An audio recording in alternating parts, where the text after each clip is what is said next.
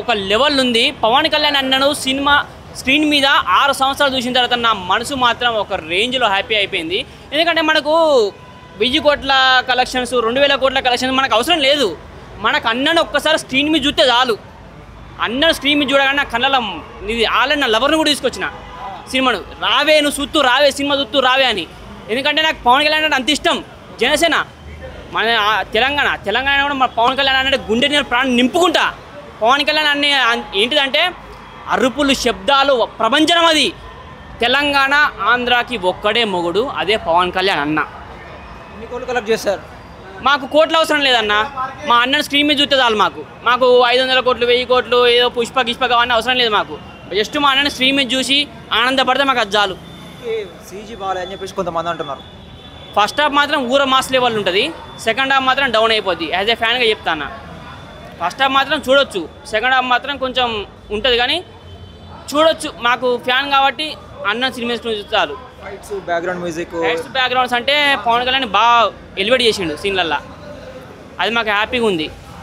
ఇక దీనికి బదులు మన ఓజీ వస్తుంది కదా, ఆ ఓజీకి ఇప్పుడు మనకి ఇక్కడ బ్యానర్లు ఏం అవుపించలేవు కానీ ఆ ఓజీ సినిమా మాత్రం ఇక్కడ అసలు ఫ్లైఓవర్ అవుపియదు, సంజయ్ థియేటర్ అవుపియదు. మొత్తం బ్యానర్లతో నిండిపోతుంది, ఆడ పాలాభిషేకాలతో నిండిపోతుంది. ఈ పోలీస్ కూడా మిగిలరు. ఆడ నీకు ఆర్మీ దిగి రావాలి మొత్తం. తీసుకోతున్నావు అన్నను స్క్రీన్ మీద చూసి వేయడానికి ఒక నక్క సీన్ ఉంటుంది, కళ్ళు పెట్టే సీను.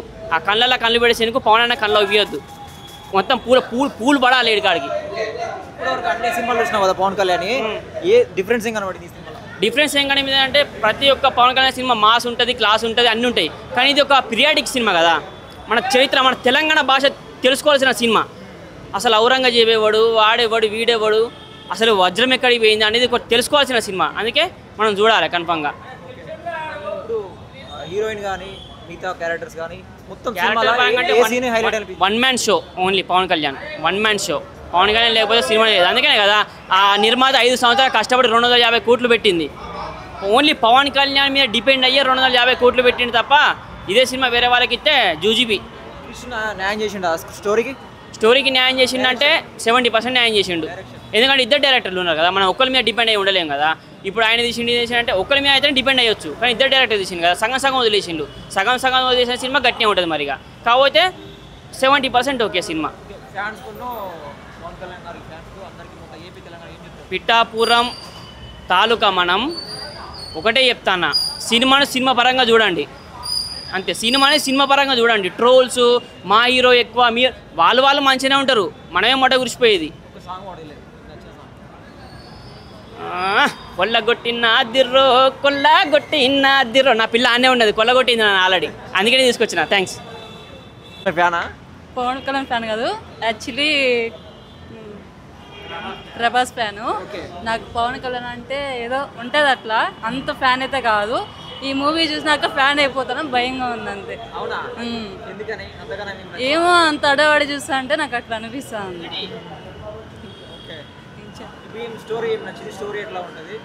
ఏమో నాకు తెలియదు, నేను ఎంతవరకు చూడలేప. ఇప్పుడే వెళ్తున్నా నేను చూడలే ఇంకా. జై బాస్. ఏం చెప్తా అంటే